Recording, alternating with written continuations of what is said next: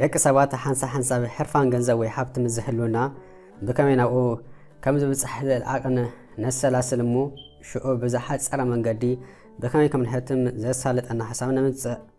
ኣብቲ ሓሳብ ተመርኪስና ነቲ መደባትና ነሳልጥ ኮይኑ ግና ኩሉ ግዜ ብዝሓፀረ ዝኽየደ መንገዲ መዘዝ ሂዝልካ ክመፅኡን ስለ ዝኽእል ምስ ተባህላ ገዳሲ እዩ ብፍላይ ገለገለ ኣዋልድ ንገንዘብ ኢልክን ዓይንብለይ ስነምለ ወይ ምናልባት ኣብ ኣፍሪካ እንተለኽን ጥራሕ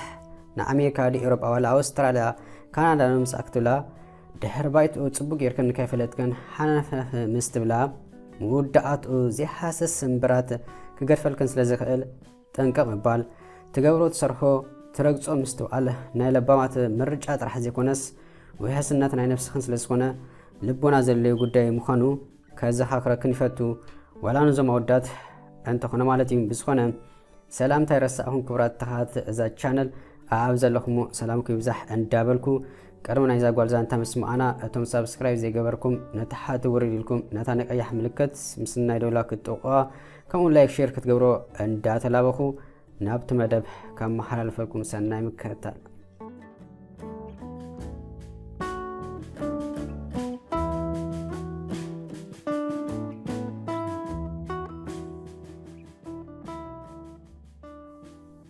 ሃብታ ሚላ ወዲ ሱስ ዓመት ሰብኣይ እኳ እንተተመርዓወት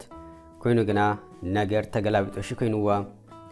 ሳራ ጓል 24 ክትኮን ኮላ ስራሕ ደልያ ኮለል እንዳበለት ኮላ ናይ ኣጋጣሚ ኣብቲ ከባቢ ገዛውታ ኣብ ሬስቶራንት ስለ ዝረኸበት ከም ኣሳሳይት ኮይና ተቆፅረት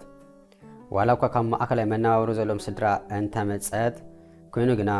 ብዝተኸኣላ መጠን ቀልጢፋ ሃብታም ክትኮን ወትሩ ከም ዝበሓገት እያ ተቆፂራ ስራሕት ተሰርሐት ነቲ ዝደለይቶ ነገር ቀልጢፋ ክትረክቦ ከም ዘይኮነ ስለ ዝተገንዘበት ገለ ኣቋራጭ መንገዲ ሓሳብ ክትብል ጀመረት ኮይኑን ብከመይ በቋራጭ ከብቲ ሕምትም እንዳሰላሰለት ከላ ሓደ ሓሳብ ኣብ ቅድሚኣ ግትር ስለ ዝበላ እለለለ እንዳበለት ከይተማትአት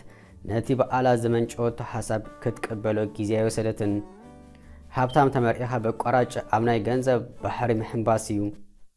ወይ ተርሳሒካ ኣይወጋሕልካ ዋላ ኣይሓልፈልካ ስለ ዝበለት ነቶም ኣብ ሬስቶራንት ክምገቡ ዝመፁ በብሓደ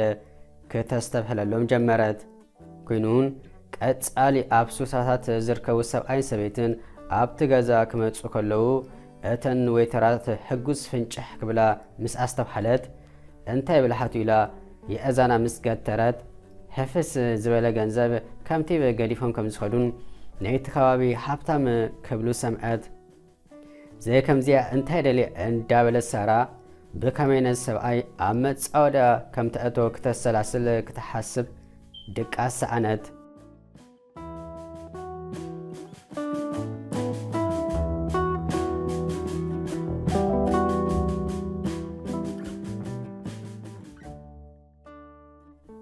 ዋላ እኳ ሰበይቱ ነቲ ሰብኣይ ፅብቕቲ እንተኾነት ግና ምስ ዕድሜኣ ኣገናዚባ ከም ተድማ ኣላ ጥርጥራይ ነበራን ምእንቲ ርእሱን ሰብኣይ ስሕት ኢሉ ኣብቲ ገዛ በይኑ ስለ ዝመፅእ ተቀዳዲማ ምስማዕ ጥራሕ ዘይኮነስ ልክዕ ከም መሓዛ ኮይና ክትቀርቦ ጀመረት ፅቡቕ ኣድናቆቱን ምስኪና ሰብኣይ ክተዝንበሉ ጀመረት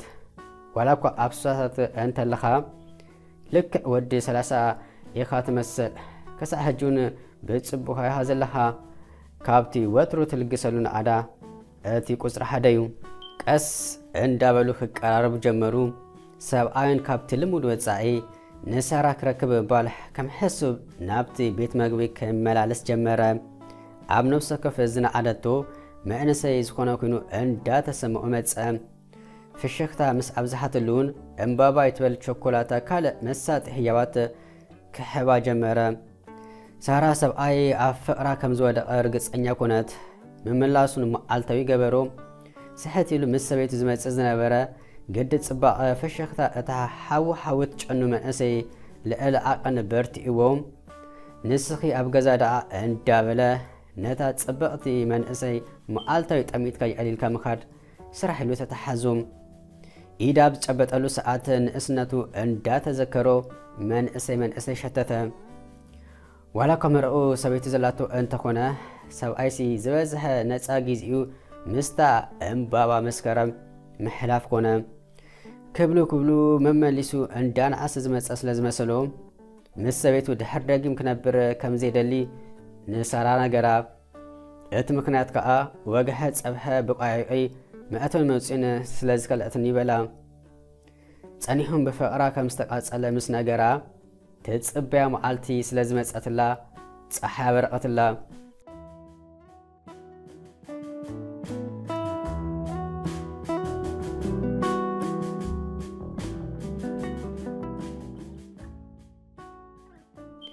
ድሕሪ ቁሩብ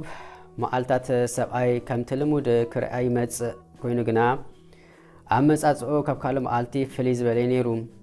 ሰብኣይ ንእሽተይ ባኮ ካብ ጅቦ ብምውፃእ ተንበርኪኩ ኢዱ ብምዝርጋሕ ክትመርኣዎ ምስ ሓተታ ሃጎሳ ሰማይ በፂሑ ክትቋፀሮን ስለ ዘይከኣለት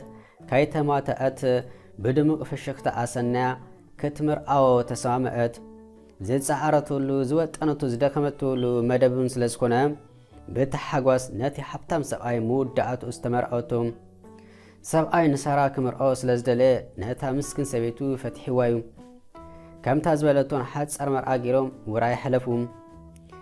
ድሕሪ መርኣ ሰብኣይ ናብ ሓደ ንእሽተይ ኣብ ገጠር ዘላ ገዛ ምስ ወሰዳ እንታይ ዝርኢ ዘለኹ እንዳበለ ሳራ ተደናገረት እዚ ሰብኣይ ኣብዚ ኣይኮነን ዝነብር እንታይ ከገብር ናብዚ ካብ ከተማ ወፃኢ ኣረጊት ገዛ ዘምፅኣኒ ክትብል ፀኒሓ ምስ ነብሳ መልሲ ሰለሰኣነት ግዳ ንምንታይ ደኣ ናብዚ ኣምፂኸኒ እንታይ እዚ ቦታ ምስ ሓተተት ሰብኣይ ፍሽኽ እንዳበለ ኢዳ ብምሓዝ እዚ ገዛና እዩ ሳራ ብስምባደ እንታይ ማለትከ እዩ ነዚኣ ገዛ ጥራሕ ክገዝእ ዓቕሚ ዘለኒ ተስፋ ይገብር ፈቲኽዮ ክትኮኒ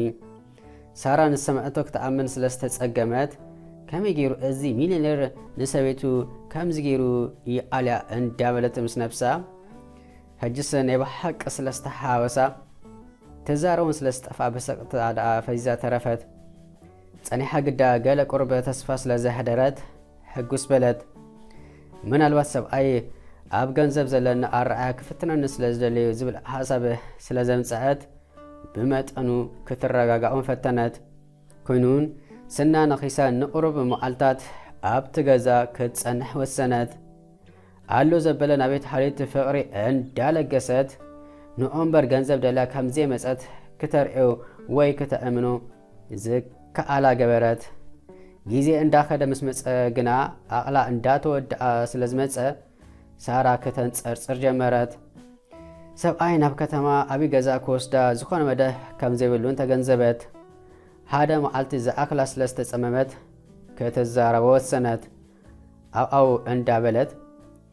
ንስሓ ግና እንታይ ኻ ትገብር ዘለኻ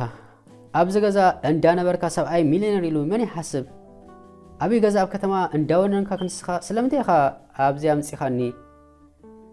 ሰብኣይ ስኢቡ ዝበላ ግርም መርዘን ሕማም ርእሲ ኮና ስቂሉ ክሰምዓ ድሕሪ ምጽናሕ ብዝተረጋግዐ መንፈስ መኒ ኣነ ሚሊዮነር ኢሉ ነጊርኪ ኩሎም ኣብቲ ቤት ምግቢ ዝሰርሑ ሰባት ሃብታም እዩ እንዳበሉ ኩሉ ግዜ ከም ዝተዛረቡ ምስ ነገረቶ ሰብኣይ ፍሽኽ እንዳበለ ርእሱ ነቕነቐ ሳራ ጌጋ ረድኢት ህስኪ ኣለኺ ኣነ ሚሊዮነር ኣይኮንኩን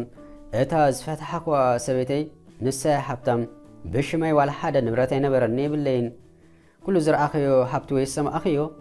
ናይታ ዝፈትሓኳ ሰበይተይ ነበር እዩ ሳራ ብደዋ ደኣ ደሪቓ ተረፈት እንታይ ከም ትዛረቡን ቀፂላውን እንታይ ከም ትገብር ጠፍኣ በቋራጭ ክትሕፍትም ክትብል ህይወታ ኣበላሸወት ፀኒሓውን ማዕረክ እንዳይ ኣሻ ከም ዝኾነት ተገንዘበት ኣብ መንጎ ሰብ ሓደር ምእታውን ምውዳእቱስ ኣተዓሳ መዓንቲ ሂዘ ዝመጻኹ ነዚ መስል ነይሩ ተስፋ ገብር ገለ ተማሂርኩምሉ ክትኮኑ ገንዘብ ክትብሉን ሂዙ ካሕልም ክብል ስለ ዝኽእል ንገብሮም ነገራት ክንጥንቀቐሎም በዛ ኣጋጣሚ እንዳዘኻኸርኩም ሓሳባት ርእቶ እንድሕር ኣለኩም ኣብ ታሕቲ ጸሓፉ እቶም ሳብስክራይብ ዘይገበርኩም ሳብስክራይብ ግበሩ ነዚ ቪድዮ ላይክ ሃብዎ እንተኽኢልኩም ሼር ግበርዎም ብዝተረፈ ብካልኦት ሕዝቶ ክሳብ ንራኸብ ኣብ ዘለኹም ሰላም ቅሳነት ጥዕና ፍቕሪ ዓወት ኣሳልጦ እንዳተመነኹልኩም ሰሰናዩ